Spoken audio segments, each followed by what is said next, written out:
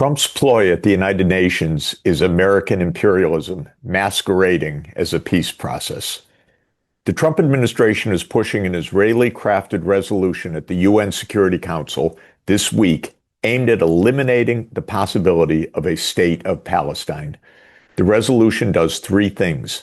It establishes U.S. political control over Gaza, it separates Gaza from the rest of Palestine, and it allows the United States, and therefore Israel, to determine the timeline for Israel's supposed withdrawal from Gaza, which would mean never. This is imperialism masquerading as a peace process. In and of itself, it's no surprise. Israel runs U.S. foreign policy in the Middle East. What is a surprise is that the United States and Israel might just get away with this travesty unless the world speaks up with urgency and indignation.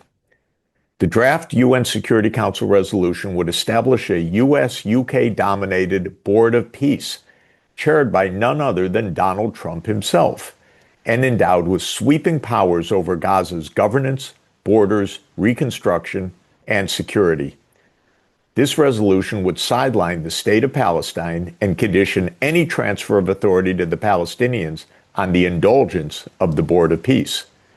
This would be an overt return to the British mandate of 100 years ago, with the only change being that the United States would hold the mandate rather than Britain. If it weren't so utterly tragic, it would be laughable. As Marx said, history repeats itself, first as tragedy, then as farce. Yes, the proposal is farce. Yet Israel's genocide is not. It is tragedy of the first order. Incredibly, according to the draft resolution, the Board of Peace would be granted sovereign powers in Gaza. Palestinian sovereignty is left to the discretion of the board, which alone would decide when Palestinians are, quote, ready, unquote, to govern themselves, perhaps in another 100 years. Even military security is subordinated to the board, and the envisioned forces would answer not to the UN Security Council or to the Palestinian people, but to the board's, quote, strategic guidance, unquote. The U.S.-Israel resolution is being put forward precisely because the rest of the world, other than Israel and the United States, has woken up to two facts. First, Israel is committing genocide, a reality witnessed every day in Gaza and the West Bank, where innocent Palestinians are murdered to the satisfaction of the Israeli Defense Forces and the illegal Israeli settlers in the West Bank. Second, Palestine is a state, albeit one whose sovereignty remains obstructed by the United States, which uses its veto in the UN Security Council to block Palestine's permanent UN membership. At the UN this past July, and then again in September, the UN General Assembly voted overwhelmingly for Palestine's statehood, a fact that put the Israel-U.S. Zionist lobby into overdrive, resulting in the current draft resolution. For Israel to accomplish its goal of Greater Israel, the United States is pursuing a classic divide-and-conquer strategy, squeezing Arab and Islamic states with threats and inducements. When other countries resist the U.S.-Israel demands, they are cut off from critical technologies, lose access to World Bank and IMF financing, and suffer Israeli bombing, even in countries with U.S. military bases present. The U.S. offers no real protection. Rather, it orchestrates a protection racket, extracting concessions from countries wherever U.S. leverage exists. This extortion will continue until the global community stands up to such tactics and insists upon genuine Palestinian sovereignty and U.S. and Israeli adherence to international law. Palestine remains the endless victim of U.S. and Israeli maneuvers. The results are not just devastating for Palestine, which has suffered an outright genocide, but for the Arab world and beyond.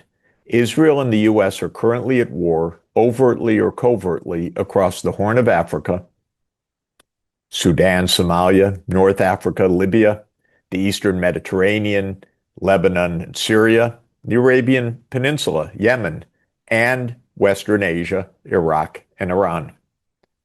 If the UN Security Council is to provide true security in accordance with the UN Charter, it must not yield to U.S. pressures and instead act decisively in line with international law.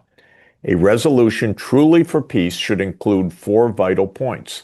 First, it should welcome the state of Palestine as a sovereign UN member state, with the U.S. lifting its veto.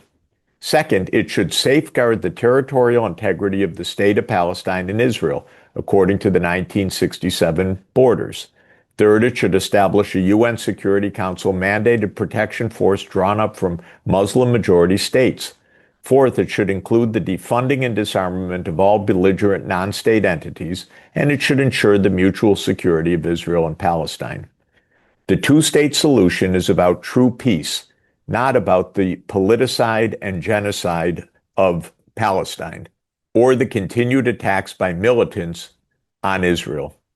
It's time for both Palestinians and Israelis to be safe, and for the United States and Israel to give up the cruel delusion of permanently ruling over the Palestinian people.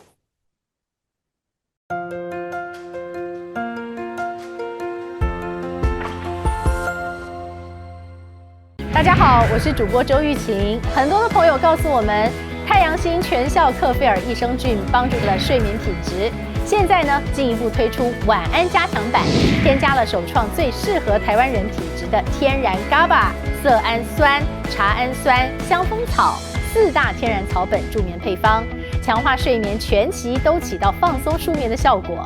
太阳星全效克菲尔益生菌，它本身就含有台大专利授权克菲尔乳杆菌 M1 等8种专利菌，首创益生菌、益生元、后生元黄金3角配方，帮助维持消化道的机能。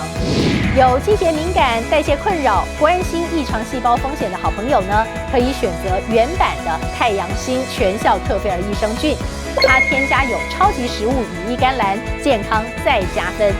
而有睡眠困扰的朋友们，赶快选择蓝色包装这一款晚安加强版，绝对是更有感。